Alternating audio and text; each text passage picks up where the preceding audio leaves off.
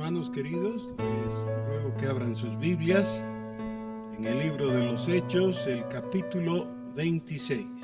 Hechos, capítulo 26. Entonces Agripa dijo a Pablo: «Se te permite hablar por ti mismo».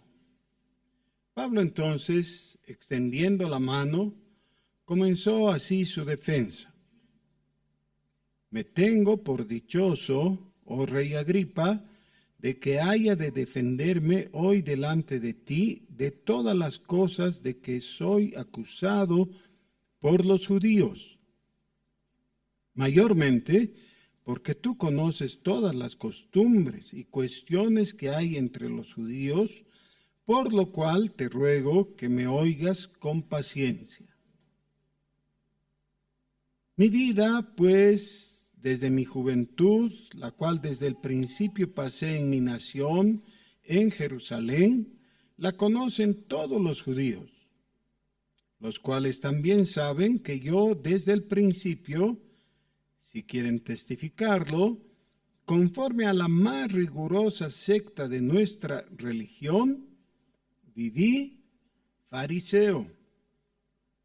Y ahora, por la esperanza de la promesa que hizo Dios a nuestros padres, soy llamado a juicio. Promesa cuyo cumplimiento esperan que han de alcanzar nuestras 12 tribus, sirviendo constantemente a Dios de día y de noche. Por esta esperanza, oh rey Agripa, soy acusado por los judíos. ¿Qué? ¿Se juzga entre vosotros cosa increíble que Dios resucite a los muertos? Yo ciertamente había creído mi deber hacer muchas cosas contra el nombre de Jesús de Nazaret, lo cual también hice en Jerusalén. Yo encerré en cárceles a muchos de los santos, habiendo recibido poderes de los principales sacerdotes. Y cuando los mataron, yo di mi voto.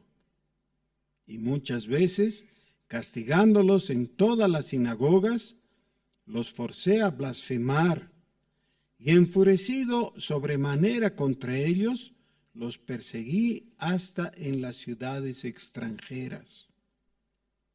Ocupado en esto, iba yo a Damasco con poderes y en comisión de los principales sacerdotes, cuando a mediodía, oh rey, yendo por el camino, vi una luz del cielo que sobrepasaba el resplandor del sol, la cual me rodeó a mí y a los que iban conmigo.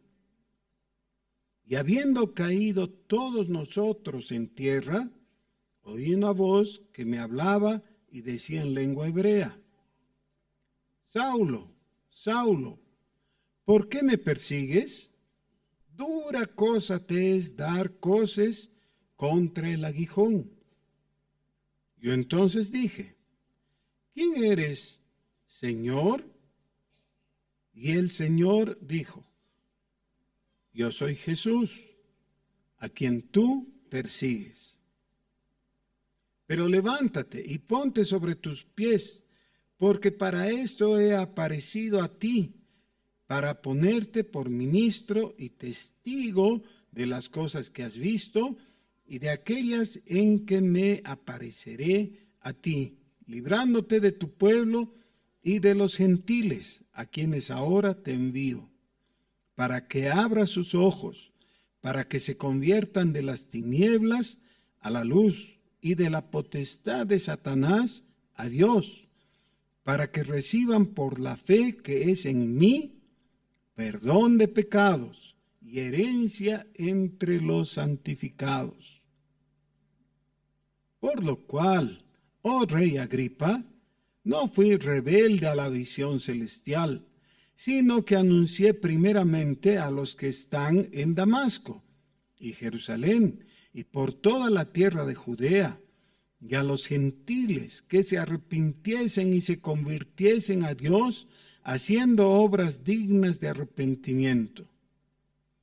Por causa de esto, los judíos, prendiéndome en el templo, intentaron matarme.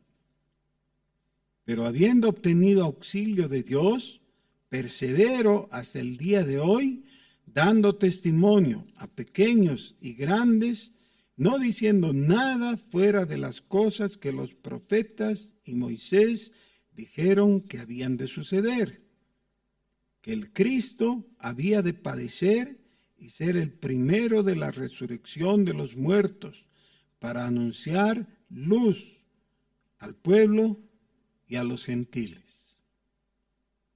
Amén. Oremos.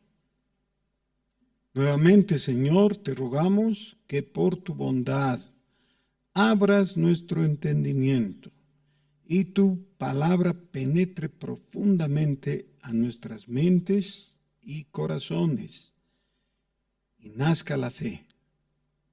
Por Jesús. Amén. Lo que está haciendo el apóstol Pablo aquí es dar una explicación al rey Agripa acerca de la razón por la que estaba ahí detenido y que estaba siendo juzgado bajo la acusación de los judíos de herejía. Este asunto yo estoy seguro que todos ustedes lo conocían, es decir, sabían que esta situación ocurría en un lugar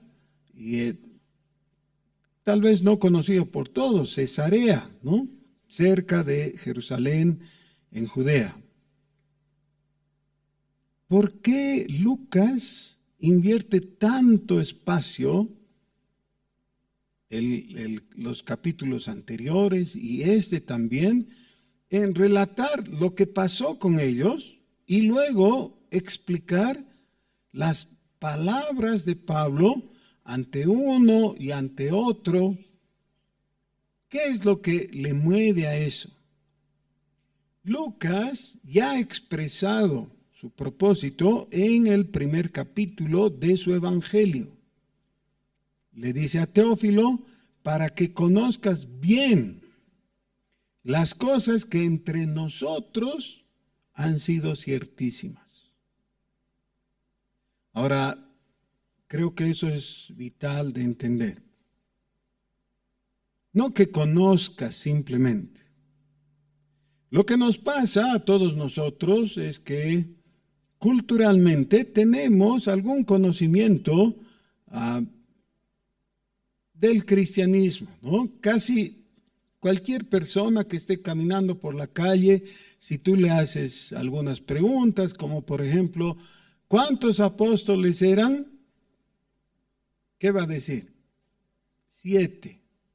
No, va a decir 12, ¿no? ¿Cuáles eran los 7?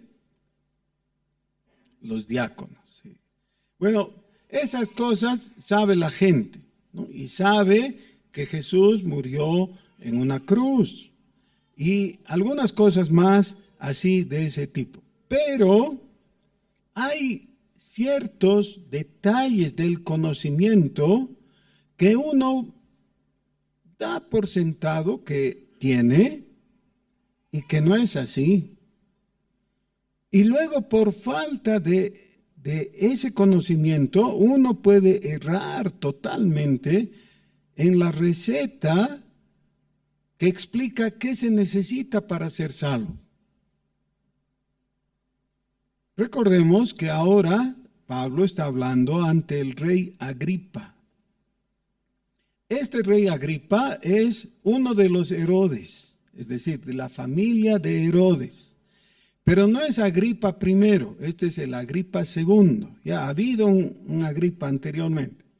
El primero de los Herodes fue Herodes el Grande.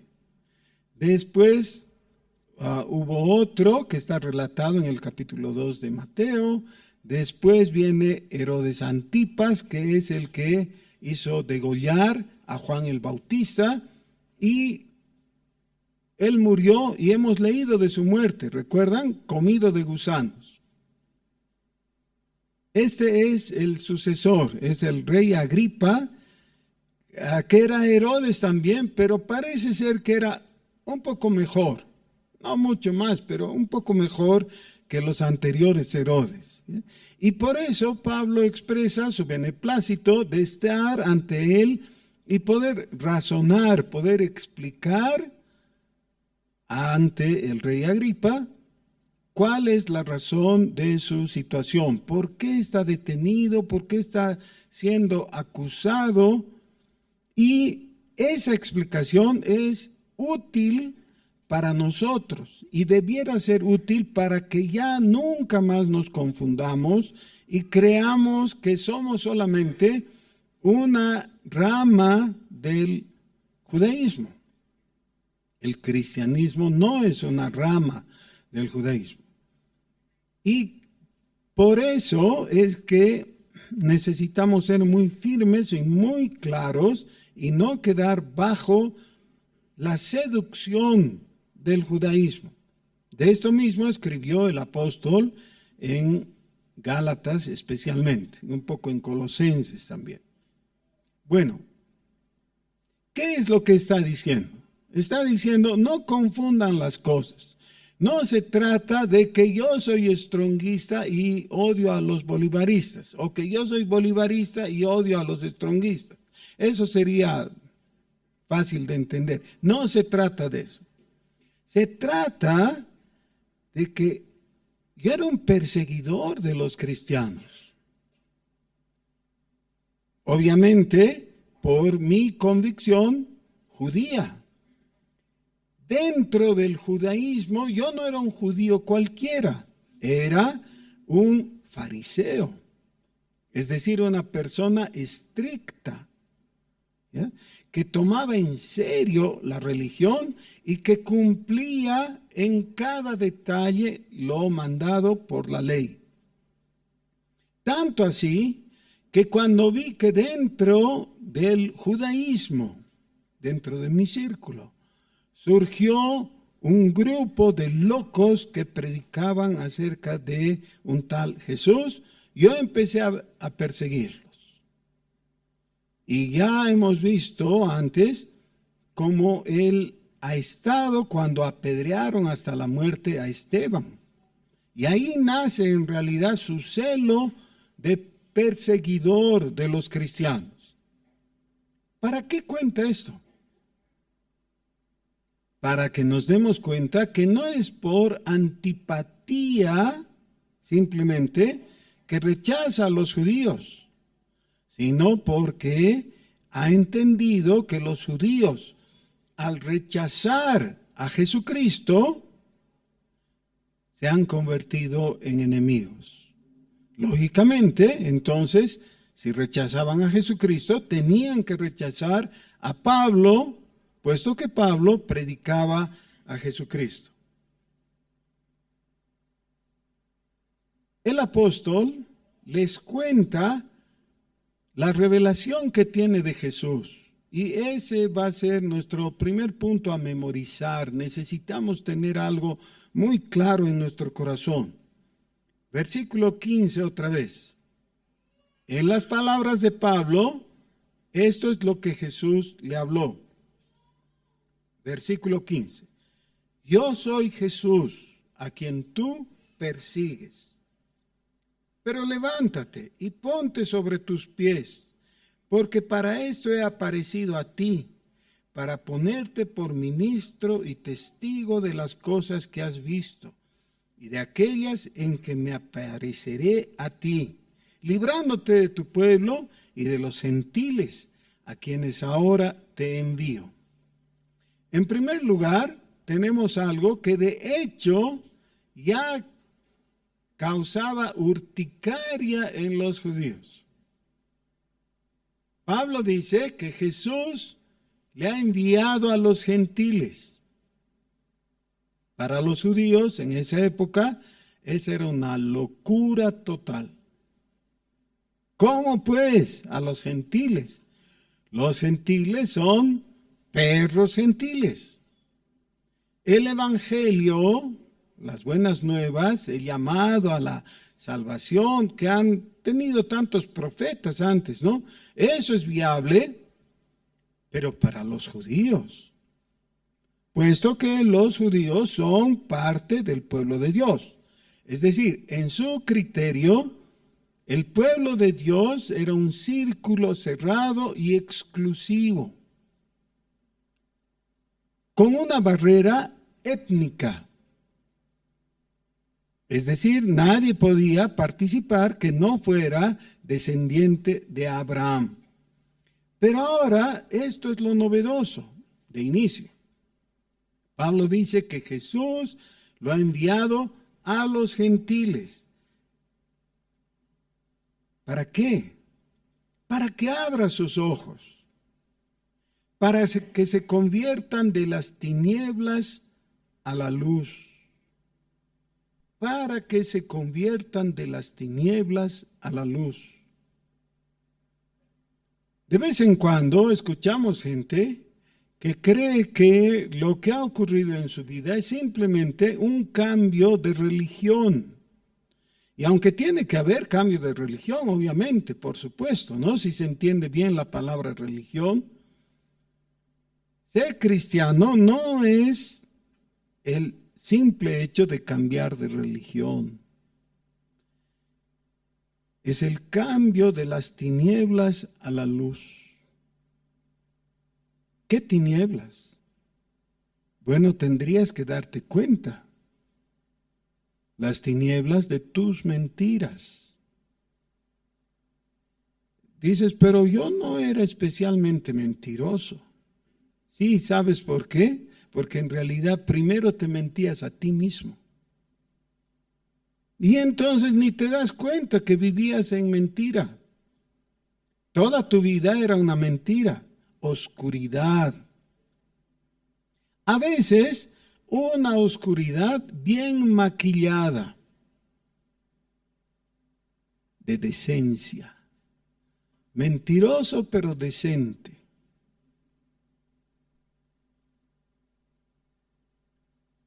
Con Cristo llega la luz porque Él es la luz. Pero tú necesitas convertirte. ¿Qué es convertirse? Cambiar de dirección. El que estaba yendo en una dirección se torna y va en otra dirección. ¿Qué dirección es esta? La dirección de Dios, ¿no? La dirección de Jesucristo. Eso no es simplemente el qué, sino el cómo también. El Señor Jesús es el camino, eso es vital. Y de la potestad de Satanás a Dios. Podría decir aquí, pero se entiende, de la potestad de Satanás a la potestad de Dios. Ahora, yo quisiera aclarar un poquito eso porque creo que es de suma importancia. Creo que es bastante popular la idea correcta que cuando Jesucristo llega a tu vida te da libertad. ¿Sabían eso? Sí, claro, ¿no? Eso es lo que anuncia el Señor Jesús y que nosotros en general creemos. Pero hay una mala comprensión. La mala comprensión es que identifican la libertad con la anarquía. Dios no te libra de esclavitud para que seas un anarquista y un libre pensante o alguien que marcha por su senda y que busca su propio camino, como está de moda, ¿no? Que tantas veces hemos mencionado, ¿no? De seguir mi propio camino, my way. Voy a vivir a mi manera. Y entonces, antes era preso, prisionero de Satanás y hacía lo que él quería. Pero ahora Cristo me ha dado libertad y ahora hago lo que yo quiero. Ese no es el Evangelio. El Evangelio es que hay una potestad superior, mayor, pero benigna. Es la potestad de Dios. Y cuando Cristo te libra de las tinieblas es para que vayas a la luz. Y por tanto te libra de la potestad de Satanás para que entres en el reino de su amado Hijo. Esto mismo está expresado en una forma bella. Si marcamos nuestras Biblias, aquí en el libro de los Hechos, podemos encontrar esta idea exactamente en la epístola a los Colosenses.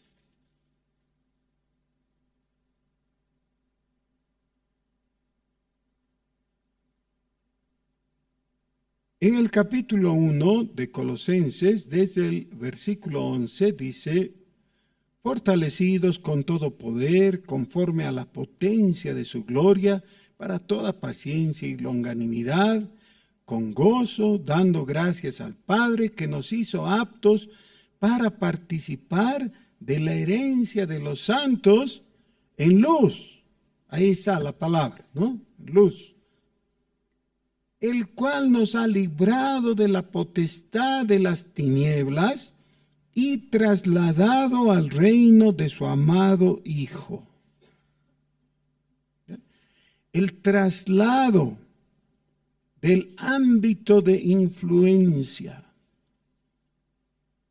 Ahora vean, en el mundo en general hay poblaciones que son desplazadas, poblaciones que tienen que moverse, dejar su ciudad o dejar su campo e irse a otro lugar, porque ese lugar ha sido bombardeado o conquistado o lo que sea. Lo que ha pasado en Ucrania, ¿no? En Ucrania en el primer mes ha habido más de 1 millón de desplazados ucranianos.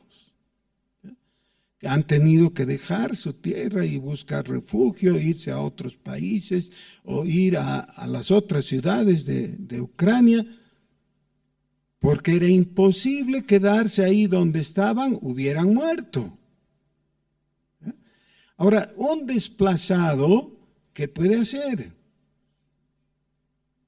Resulta que no todos los desplazados las han pasado negras, ¿no? Algunos han tenido ciertas ventajas, ¿no? Algunos han sido recogidos en buses, llevados a otro lugar, acomodados, les han dado ciertas ventajas. Han habido países que han acogido muy gentilmente a esos y los han situado, les han dado empleo, etc.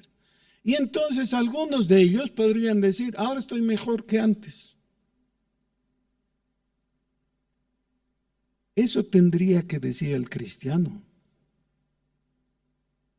Yo era esclavo en el reino de las tinieblas, vivía haciendo la voluntad de Satanás, por supuesto, con muy malas consecuencias, pero ahora he sido trasladado. Ya alguna vez he explicado que esta palabra trasladado en griego es methistemi, que expresa un acto legal que se hacía con los ciudadanos romanos cuando se volvían indeseables para el César. Cuando un ciudadano se había portado mal, no tanto como para ser ejecutado, el César mandaba que lo deporten, es decir, lo saquen del imperio.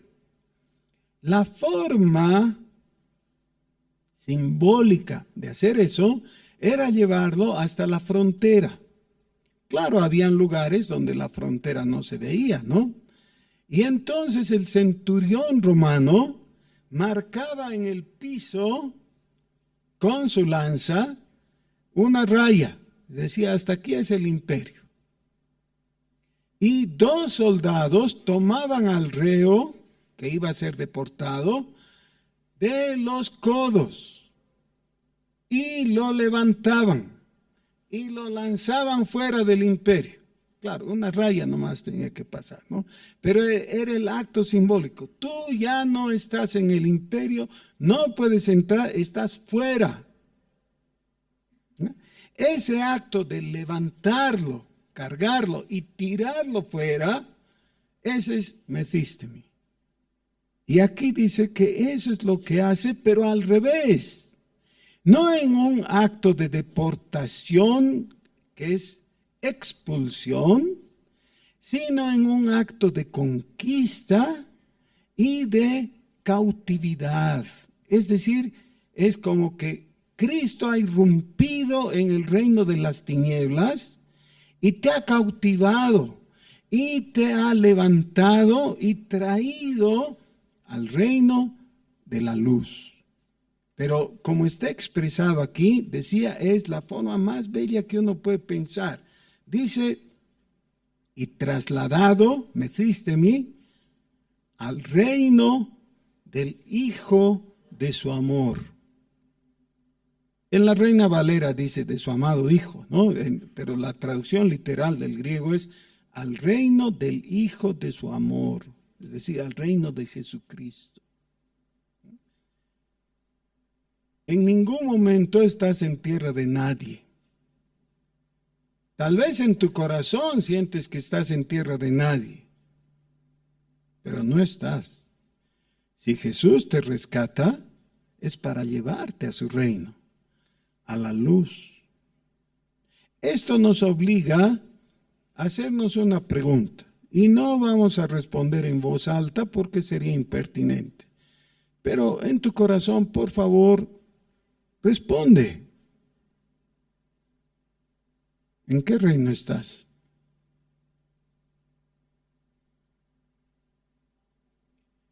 No hay más que dos posibilidades. O sigues en el reino de la oscuridad, bajo el gobierno de Satanás, o si has experimentado el amor de Dios, tienes que pensar que Él te ha tomado para sí.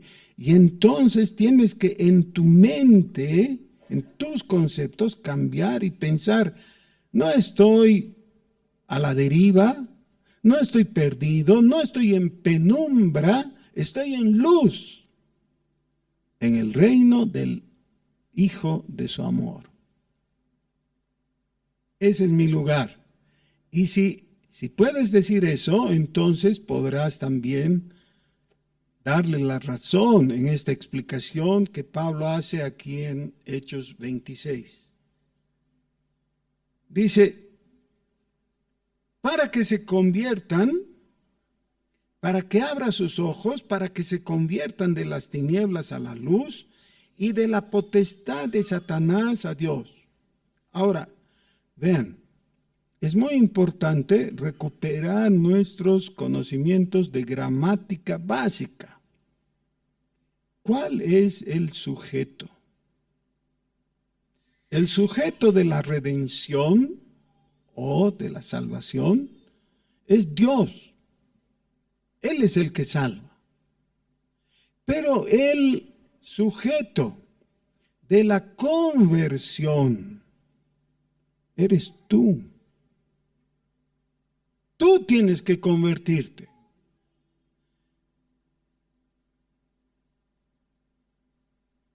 Y vas en una dirección, tú, en tu corazón, necesitas girar y tomar la otra dirección. La conversión es tu responsabilidad. Está basada en la acción de Dios de haberte dado luz, de haberte dado el conocimiento, haberte protegido, pero tú tienes que convertirte. Y tienes que recibir por la fe en Jesús el perdón de pecados y la herencia entre los santificados. Lo que le está comunicando Pablo aquí a Agripa son las palabras de Jesús. Y las palabras de Jesús, especialmente los versículos 17 y 18, son el Evangelio. No es otra cosa. Es el Evangelio. Todos nosotros debíamos sentirnos identificados con lo que aquí le dice.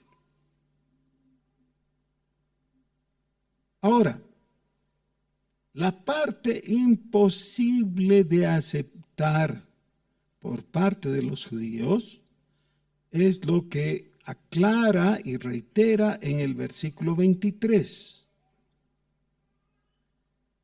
que el Cristo había de padecer y ser el primero de la resurrección de los muertos, para anunciar luz al pueblo y a los gentiles, no solo al pueblo de Israel. A él le llegó primero, pero para los gentiles también. Que el Cristo padeciese. La idea, el concepto de Cristo que los judíos tenían era de un ser triunfante. El Señor decidió venir en humildad. Se sometió a las limitaciones propias de la humanidad. Vivió como hombre, sin ninguna ventaja. Vivió además con ciertas limitaciones como la pobreza, por ejemplo. Era un provinciano, era un carpintero.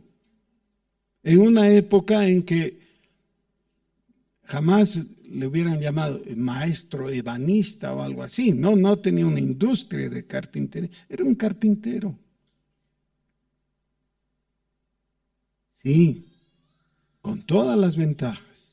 Se despojó a sí mismo y se hizo vulnerable. Solo que nunca pecó. Se sometió a muerte por amor a nosotros. Ese es el Evangelio. Ahí, cuando captamos eso y cuando abrazamos eso, entonces podemos cumplir la última frase del versículo 23, para anunciar luz. Esa es la luz.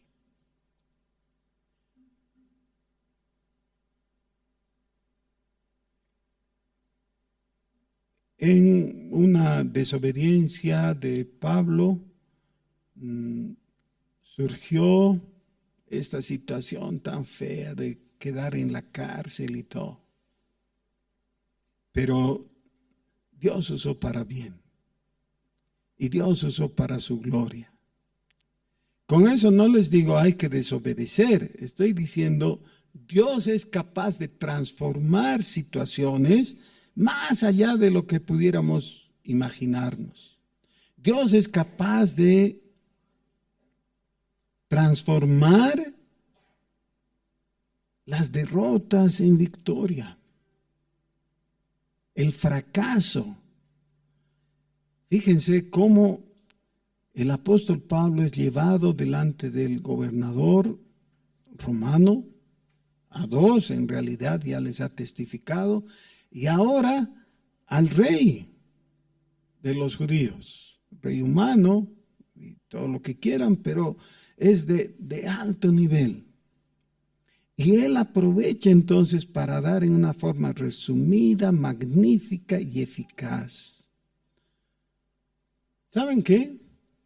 Cada uno de ustedes, queridos hermanos, tienen acceso a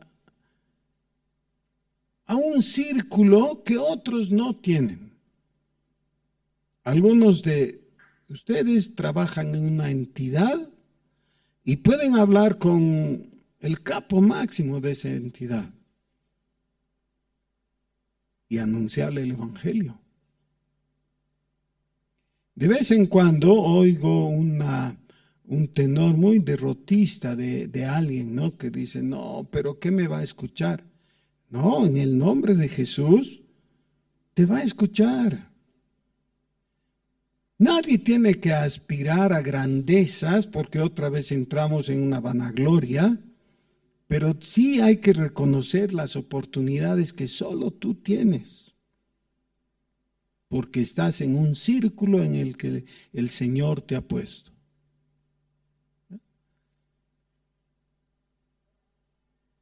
Pablo cuenta su experiencia e históricamente eso es muy singular, es muy particular. Pero en el otro sentido es de valor universal. Todos podemos aprender de esto. Él pudo testificar ante el rey porque su situación le permitió hacerlo. Dios le abrió las puertas. ¿A quién vas a testificar tú? Quizás al alcalde de la ciudad, quizás al gerente de la entidad donde trabajas. Yo no sé, pero cada uno de nosotros debiera con valor comunicar el Evangelio, porque tú eres en determinado momento embajador de Cristo. Su voz va a llegar hasta donde llegue la tuya, porque para eso te he puesto Jesús. Vamos a orar.